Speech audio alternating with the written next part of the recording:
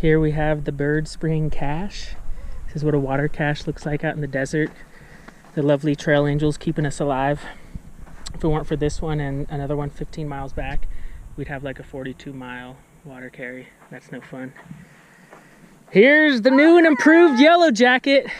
Except the jacket's green. It's turned green. What's up, yo? Let's see what the happy little campers over here are up to.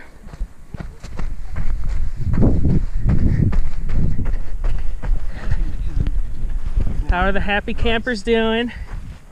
Pretty good. You? Good. What's up, Joe? What's up, man? How's it going? Life is good. All right. Camp is all set? Yeah. All right.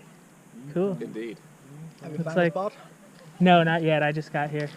I mean, Aziz said there's plenty of flat spots over there, so I don't think it'll be an issue. How good is the sunset right now? It's getting better.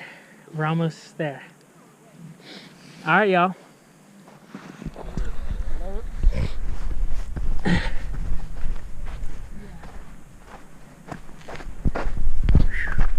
That was the gang.